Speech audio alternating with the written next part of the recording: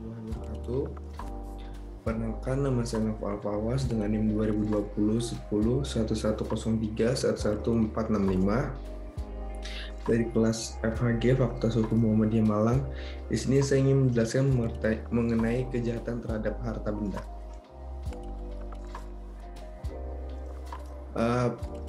Pertama, saya ingin menjelaskan pengertian kejahatan terhadap harta benda. Kejahatan perbuatan pidana yang berat, ancaman hukuman dapat berupa hukuman denda, hukuman penjara, dan hukuman mati, serta hukuman tambahan seperti pencabutan hak-hak tertentu, penyitaan barang-barang tertentu, dan pengumuman putusan hakim. Sedangkan harta benda ialah segala sesuatu yang dapat diambil, disimpan, dan dimanfaatkan berupa benda. Jadi, pengertian kejahatan terhadap harta benda merupakan suatu penyerangan terhadap kepentingan hukum orang atas benda milik orang lain dengan melawan hukum. Ciri-cirinya yang pertama itu merugikan harta kekayaan orang lain atau menimbulkan bahaya. Merugikan harta kekayaan orang lain, pelaku bertujuan memperkaya diri sendiri secara melawan hukum atau setidaknya menguntungkan dirinya sendiri dengan cara yang bertentangan dengan hukum. Di sini saya ingin menjelaskan tentang kejahatan terhadap harta benda. Yang pertama itu tentang pencurian, pemerasan dan pengancaman, penggelapan, penipuan, dan merugikan orang lain berpiutang dan berhak. Selanjutnya itu perusakan barang dan penadahan.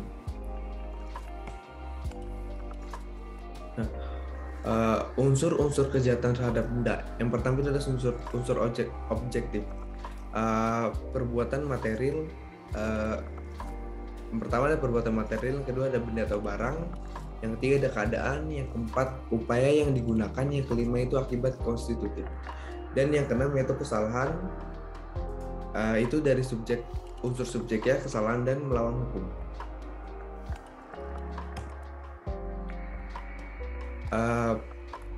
Pencurian biasa, pasal 362 KUHP. Barang siapa mengambil barang sesuatu atau seluruhnya atau sebagian kepunyaan orang lain yang memiliki secara melawan hukum diancam dengan pidana pencurian dengan pidana paling lama 5 tahun atau denda paling banyak Rp60.000. Pasal ini merupakan bentuk pokok daripada tindak pidana pencurian yang dapat memasukkan atau mengatakan perbuatan seseorang ke dalam rumusan pasal ini. Harus melihat unsur-unsur yang terkandung dalam rumusan pasal itu tersendiri. Adapun unsur-unsurnya sebagai berikut. Pertama itu adalah unsur objektif, terlihat dari kalimat mengambil barang dan seluruh atau sebagian kepunyaan orang lain. Unsur objektifnya terlihat dari kalimat yang dimaksud untuk memiliki secara melawan hukum. Selanjutnya itu ada pencucian uang, pencurian berat. Pasal 1 diancam dengan pidana paling lama 7 tahun. Kedua, pencurian ternak. Kedua itu pencurian pada waktu kebakaran, letusan banjir, gempa bumi, dan gempa laut, gunung meletus, kapal karam, kapal terdampar, kecelakaan kereta api, huru hara, dan lain-lainnya. Sedangkan yang ketiga itu pencurian di waktu malam, sebuah rumah atau penangkaran tertutup yang ada rumahnya yang diambil oleh orang yang adanya di situ diketahui atau tidak dikehendaki oleh orang yang berhak. Yang keempat itu pencurian yang dilakukan oleh 2 orang atau dengan bersekutu.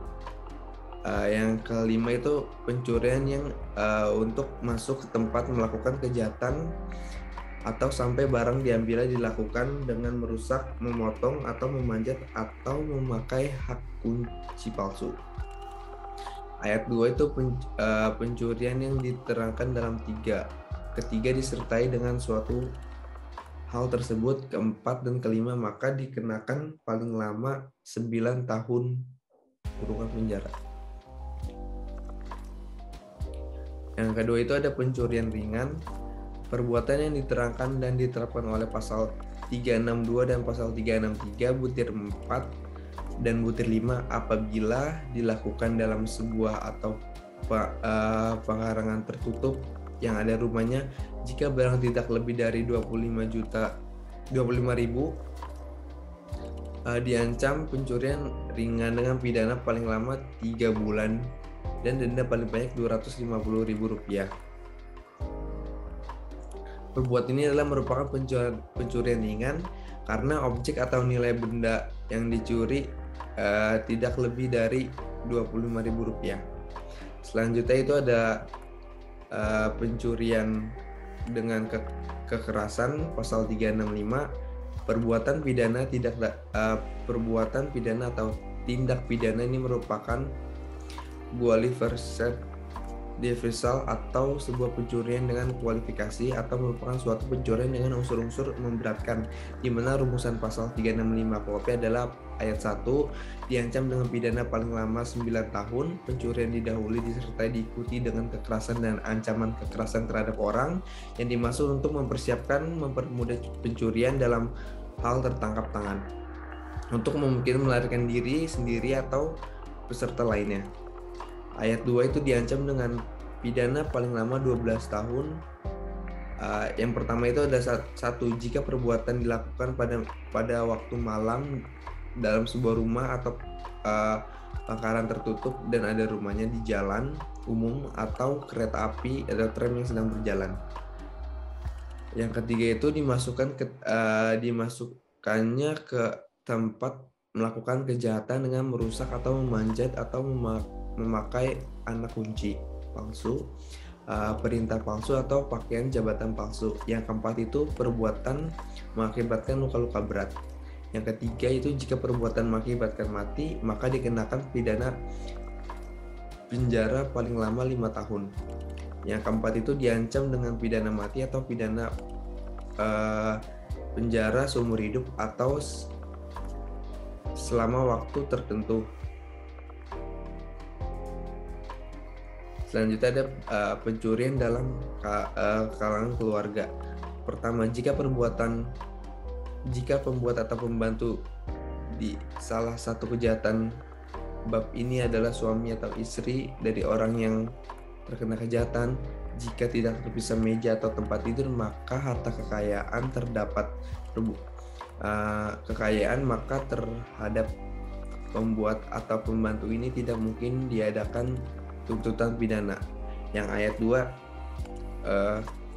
jika dia suami atau istri yang terpisah meja atau tempat tidur yang dari harta kekayaan, atau jika dia adalah keluarga saudara atau semada baik dalam garis lurus maupun garis menyimpang derajat 2, maka terhadap orang hanya kemungkinan diadakan penuntutan jika ada pengaduan yang terkena kejahatan. Ayat 3 ini, jika menurut lembaga matriarki kekuatan bapak dilakukan orang lain daripada bapak kandungnya, maka aturan tersebut di atas berlaku jika bagi orang itu. Selanjutnya tindak pidana pemerasan. Ayat pertama, barang siapa yang dimaksud menguntungkan diri sendiri atau orang lain secara melawan hukum, memaksa seorang untuk kekerasan atau ancaman kekerasan untuk memberikan barang sesuatu atau seluruhnya atau sebagian kepunyaan orang itu atau orang lain, dan supaya memberikan hutang maupun penghapus hutang, diancam karena pemerasan dengan pidana penjara paling lama 9 tahun. Ayat 2 itu ketentuan pasal 365 ayat 2, ayat 3 dan 4 berlaku bagi kejahatan ini dilihat dari KUHP tersebut. Di dalam rumusan pasal ini terlihat unsur-unsur yang untuk menentukan atau dapat dipakai sebagai pedoman dalam penentuan penjatuhan pidana. Yang pertama itu adalah satu, dalam ayat 1 ada unsur yang bersifat subjektif, terlihat dari kalimat yang dimaksud untuk menguntungkan diri sendiri atau orang lain dengan melawan hukum.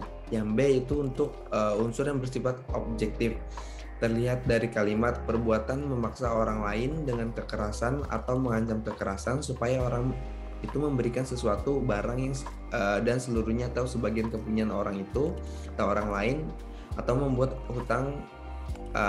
hutang atau menghapuskan hutang itu tersebut.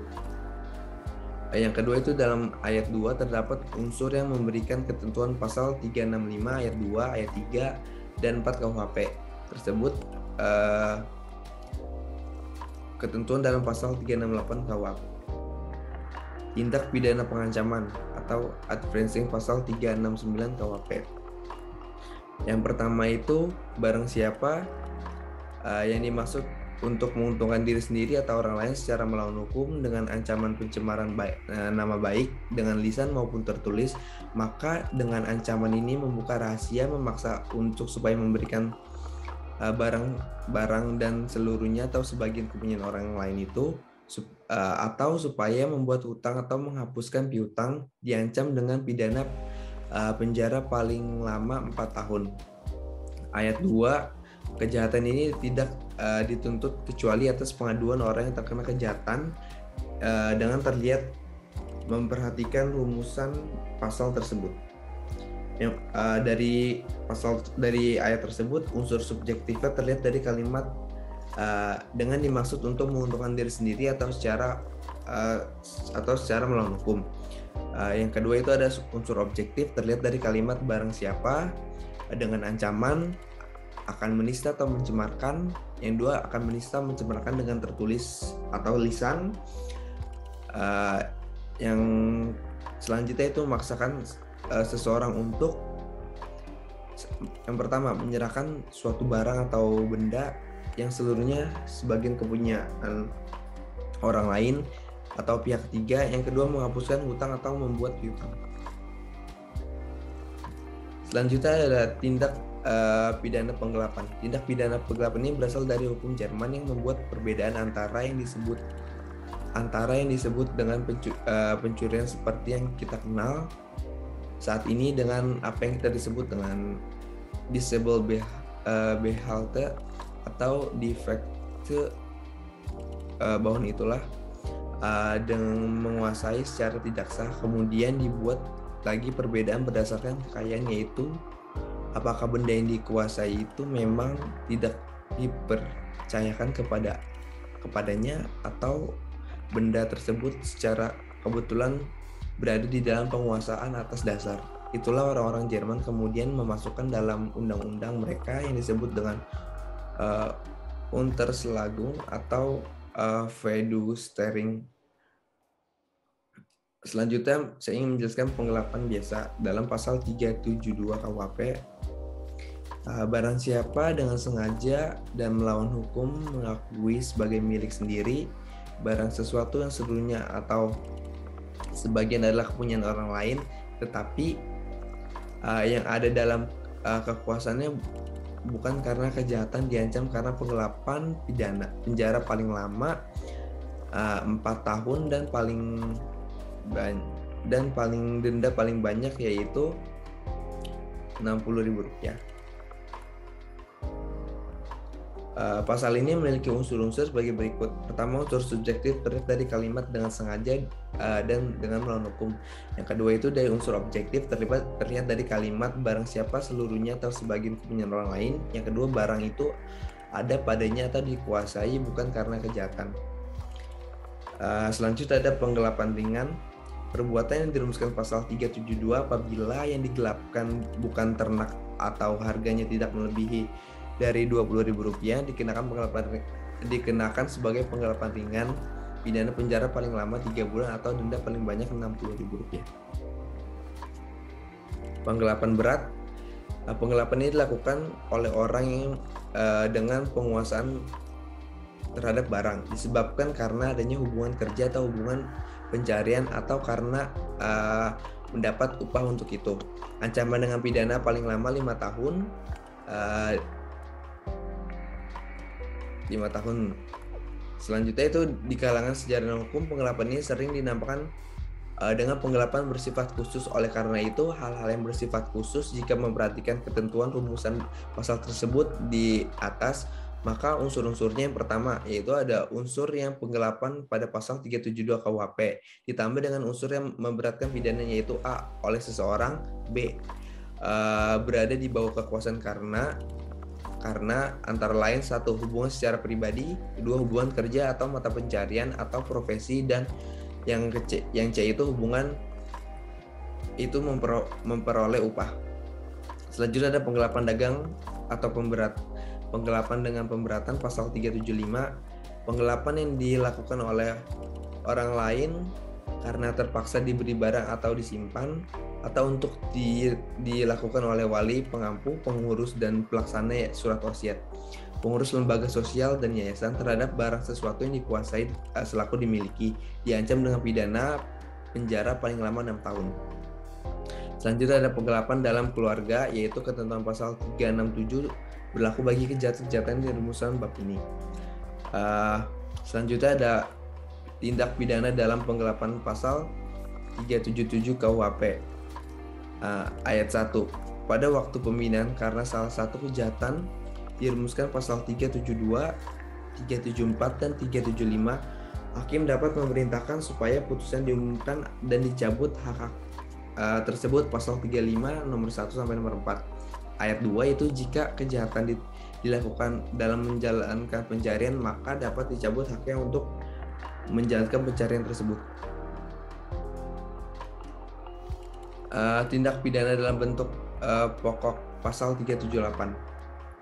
Barang siapa yang dimaksud menguntungkan diri sendiri atau orang lain secara melawan hukum dengan memakai nama palsu atau martabat palsu dengan tipu muslihat sebagai rangka kebohongan, melanggar orang lain untuk penipuan, maka dapat dipenjara paling lama 4 tahun. Unsur subjektif yang dimaksud yaitu A. menguntungkan diri sendiri atau orang lain, yang B. itu melawan hukum. Unsur objektif itu membujuk atau menggerakkan orang lain sebagai alat membujuk, memakai nama palsu, memakai martabat keadaan sifat palsu, rangkaian kata-kata bohong, tipu muslihat. Penipuan ringan, perbuatan-perbuatan yang dirumuskan pasal 378 jika barang yang diserahkan itu bukan ternak atau harga daripada barang tersebut. Terlihat unsur-unsurnya, unsur penipuan dari pasal 378 KUHP, barang yang diberikan bukan ternak, barang harga barang hutang atau piutang tidak melebihi dari Rp25.000.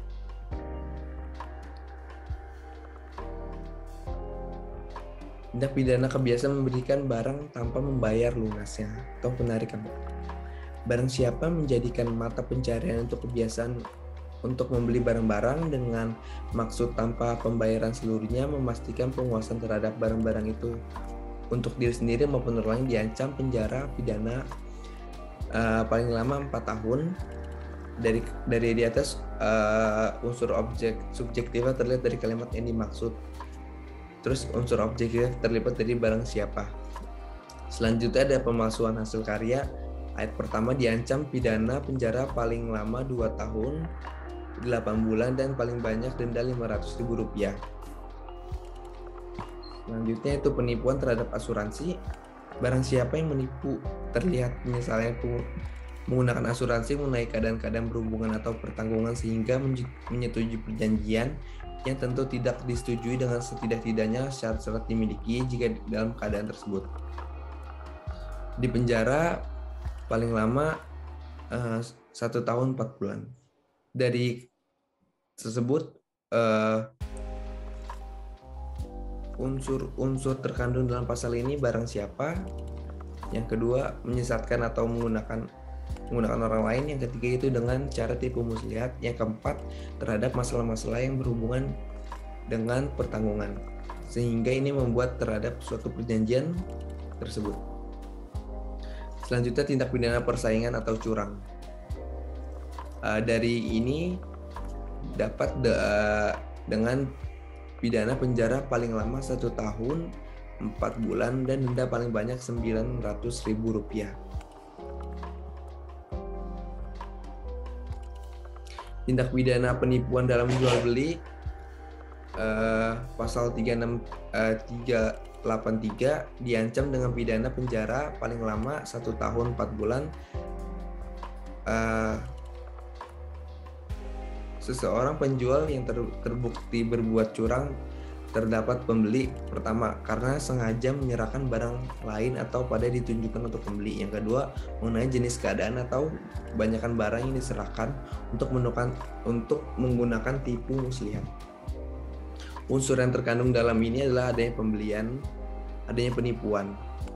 Yang pertama dengan cara penyerahan barang lain daripada barang yang dituju pembeli, bahwa barang itu dilakukan dengan sengaja.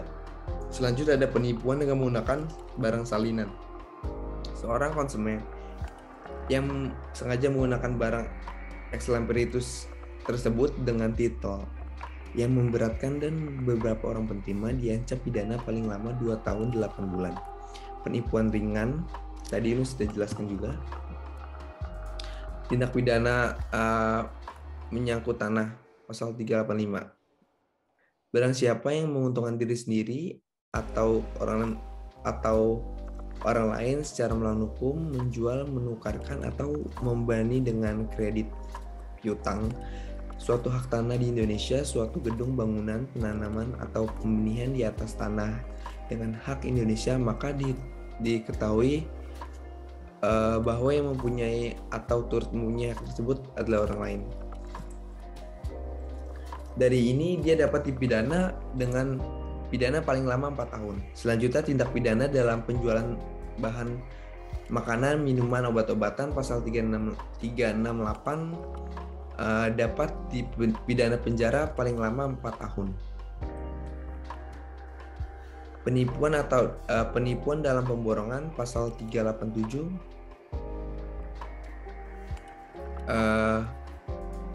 ayat 1 diancam dengan pidana penjara paling lama 7 tahun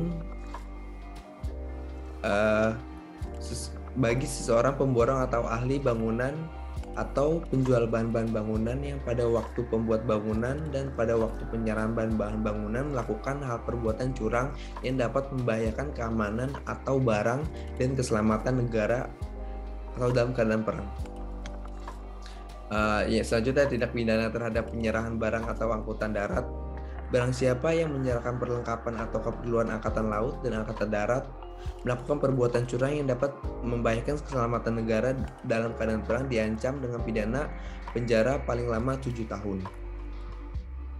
Ya, ini ada dari pasal ini ada unsur-unsur subjektif dari pertama itu dari seseorang melakukan kewajiban pengawasan terhadap penyerahan barang-barang atau perbuatan yang bersifat curang. Yang kedua itu bersifat subjektif, yaitu dengan sengaja. Tindak pidana penipuan terhadap batasan perkarangan itu dalam pasal 368. Selanjutnya ada penyiaran kabar bohong dalam perdagangan, pasal 390. Barang siapa yang dimaksud dengan menguntungkan diri sendiri atau orang lain secara melawan hukum dengan menyiarkan kabar bohong, menyebarkan harga-harga bohong, maka dapat dipidana paling lama 2 tahun 8 bulan. Tindak pidana terhadap surat-surat berharga, yaitu barang siapa menerima kewajiban dan memberikan potongan pada penempatan surat hutang atau suatu negara atau bagian atau suatu lembaga umum, maka dapat diancam dengan pidana paling lama 4 tahun. Selanjutnya ada penipuan, penyusunan neraca atau penerusan pasal. Seorang pengusaha, seorang pengurus atau komisaris perusahaan terbatas, maskapai andil di Indonesia atau koperasi dengan sengaja mengumumkan keadaan atau neraca yang tidak benar diancam dengan pidana penjara paling lama 1 tahun 4 bulan. Selanjutnya ada penipuan pemalsuan nama firman atau merek di Indonesia, yaitu dalam pasal 369. Barang siapa yang memasukkan ke Indonesia tanpa izin, yaitu dapat dipenjara pidana paling lama 4 bulan atau 2 minggu. Paling lama 4 bulan 2 minggu atau denda paling banyak Rp600.000. Penipuan dalam lingkungan pengacara, yaitu seorang pengacara sengaja memasukkan atau menyuruh memasukkan dalam surat permohonan cerai atau pisah atau tempat tidur atau dalam surat permohonan keterangan-keterangan tentang tempat tinggal atau kediaman tergugat atau penghutang diketahui atau sepatutnya harus diduga. Dengan keterangan-keterangan ini bertentangan dengan kebenarannya diancam pidana penjara paling lama 1 tahun. Unsur-unsurnya itu bisa dilihat dari unsur-unsur pasal ini. Silakan dibaca. Selanjutnya pasal 395 KUHP, yaitu tentang pemindahan salah satu kejahatan yang diterangkan dalam bab ini. Hakim dapat memerintahkan pemindahan putusan dan haknya dicabut untuk menjalankan pencarian dalam mata kejahatan dilakukan. Selanjutnya yaitu adalah perbuatan merugikan piutang atau orang yang punya hak, pasal 396 KUHP. Seseorang pengusaha yang dinyatakan dalam keadaan pailit atau diizinkan melepaskan budal oleh pengadilan diancam karena merugikan piutang dengan pidana penjara paling lama 1 tahun 4 bulan. Yang pertama, jika pengeluarannya melewati batas. Yang kedua, jika bersangkutan dimaksud menggunakan kepailitan atau meminjam uang dengan syarat-syarat yang memberatkan, sedangkan diketahui bahwa pinjaman tersebut tiada mencegah kepailitan. Yang ketiga itu jika tidak ada yang memperhatikan dalam keadaan tak diubah buku-buku atau surat-surat atau catatan menurut pasal 6 Kitab Undang-Undang Hukum Pedagang dengan tulisan yang harus disimpan menurut pasal itu. Selanjutnya di sini saya ingin menjelaskan tentang penadahan dalam bentuk pokok pasal 480 diancam dengan pidana penjara paling lama 4 tahun atau denda paling banyak Rp60.000 karena penadahan. Pertama itu barang siapa membeli, menyewa, menukar, menerima gadai, menerima hadiah atau menarik keuntungan penjual, menyewakan atau menukarkan, mengadaikan, mengangkut, menyimpan atau menyembunyikan suatu benda yang diketahui atau sepatutnya harus diduga bahwa diperoleh dari kejahatan. Yang kedua itu barang siapa menarik keuntungan dari hasil suatu benda dan diketahui oleh sepatutnya harus diduga bahwa diperoleh oleh kejahatan. Dalam rumusan tersebut, pasal tersebut terlihat unsur-unsur. Yang pertama itu adalah unsur objektif. Dari pasal tersebut yang pertama yang diketahui, yang kedua yang secara patut harus dapat ia duga. Selanjutnya ada unsur bersifat objektif, itu ada membeli, menyewa, menukar, menggadai, menerima sebagai hadiah, sebagai pemberian, dan didorong oleh maksud untuk memperoleh keuntungan, menjual, menyewakan, menggadaikan, mengangkut, menyimpan, menyembunyikan. Yang selanjutnya itu ada dalam pasal 481 tentang kebiasaan menadah. Pertama, ayat 1, barang siapa menjadikan sebagai kebiasaan untuk sengaja membeli, menukar, menerima gadai, menyimpan dan menyembunyikan barang yang diperoleh oleh kejahatan diancam pidana penjara paling lama 7 tahun. Ayat 2, barang yang bersalah yang dicabut haknya tersebut dalam pasal 35 nomor 1 sampai 4 dan haknya untuk melakukan pencarian di mana kejahatan dilakukan. Terlihat unsur-unsur dalam pasal 481 ini. Unsur subjektifnya terlihat dari kalimat dengan sengaja. Yang kedua objektifnya terlihat dari kalimat barang siapa yang menjadikan suatu kebiasaan untuk membeli, menukar, memakai, menggadai, menyimpan atau menyembunyikan suatu barang dari hasil kejahatan. Selanjutnya itu ada penadahan ringan dalam pasal 481 KUHP, yaitu dengan perbuatan diterangkan dalam pasal 480 diancam dengan pidana penadahan ringan. Selanjutnya ada kejahatan dengan alat cetak. Barang siapa yang menerbitkan suatu tulisan atau gambaran yang merupakan perbuatan pidana diancam pidana penjara paling lama 1 tahun 4 bulan atau kurungan paling lama 1 tahun dan denda paling banyak Rp300.000. Selanjutnya dalam pasal 48 KUHP, barang siapa yang mencetak tulisan atau gambaran yang merupakan pidana diancam dengan pidana paling lama 1 tahun dan denda paling banyak Rp300. Yaitu yang pertama, orang yang menyuruh nyetak barang tidak diketahui atau ditentukan penuntut pada teguran pertama tidak diberitahukan olehnya. Yang kedua, pencetak mengerti atau seharusnya menduga bahwa orang yang menyuruh cetak pada saat penerbitan tidak dapat dituntut atau menetap di luar Indonesia. Sekian dari saya. Ada kurangnya mohon maaf. Wassalamualaikum warahmatullahi wabarakatuh.